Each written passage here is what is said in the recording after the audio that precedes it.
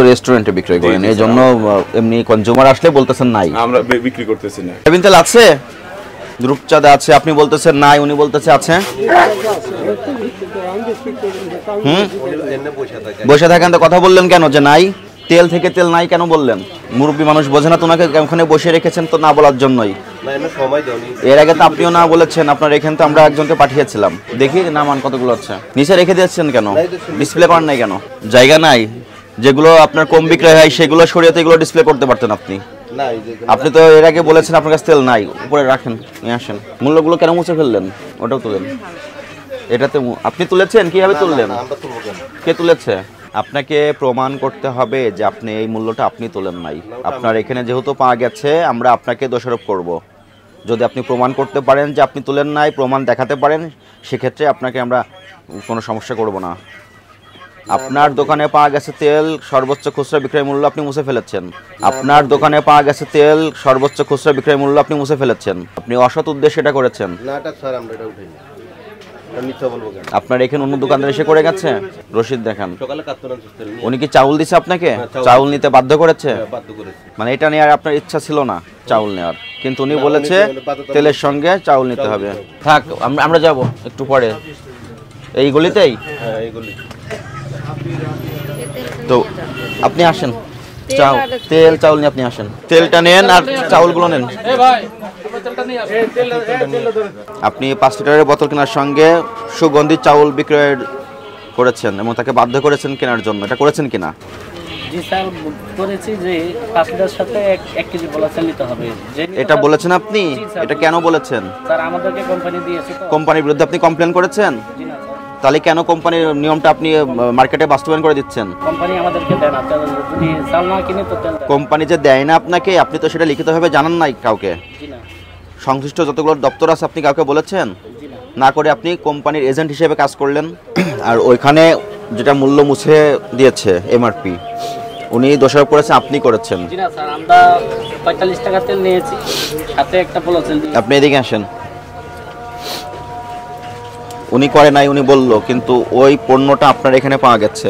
Sir ওটা আমরা যেভাবে নিই সেইভাবে আমরা উঠাই। আপনার এই কথা বিশ্বাসযোগ্য না। আমরা যেভাবে এবং আমরা সকালে আপনার এখানে আমরা সোর্স পাঠিয়েছি, আপনি বলেছেন তেল নাই, তেল নিচে রেখে দিয়েছেন। এবং যখন আমরা এসেছি আপনার এখানে যে মুরব্বী বসে আছে উনিও বলেছেন তেল নাই, কিন্তু আপনার নিচে তেল ছিল।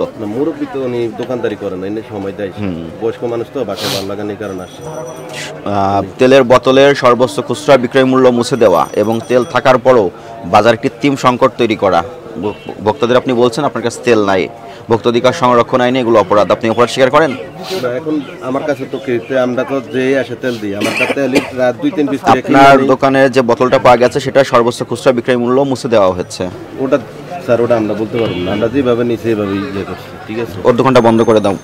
আমি তো এটা করতে গেলে আমি বুঝেন না, আমার দোকান দায়বদ্ধতা আপনার, আপনি মাঝনের কাছ থেকে বেতন নেন না। হ্যালো, প্রথমত ওনার কাছে তেল ছিল, 15 লিটার তেল ছিল, উনি বলেছেন তেল নাই। তারপর একটা বোতল আমরা চেক করে দেখলাম উনি এমআরপিটা মুছে দিয়েছেন,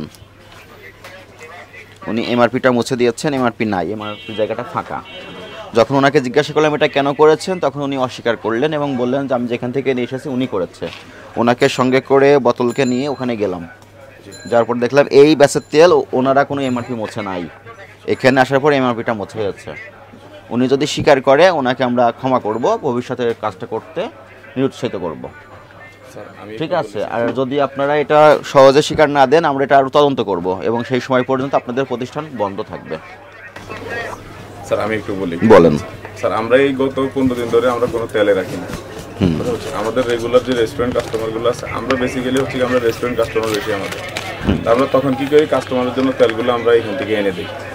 আমাদের দোকান অন্য একটা তেল না, এখান থেকে যে দোকানগুলো তেল বিক্রি করে ওদের থেকে এনে দিই,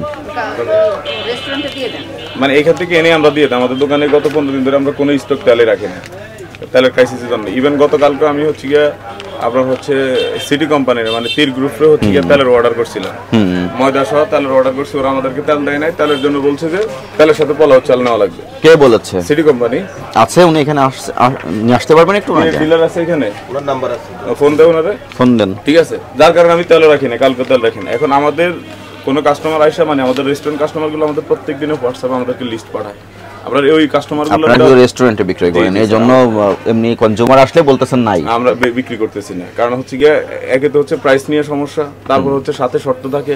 ওদের কাছে কত করে বিক্রি করেন রেস্টুরেন্টে? 50 টাকা করে বিক্রি করি।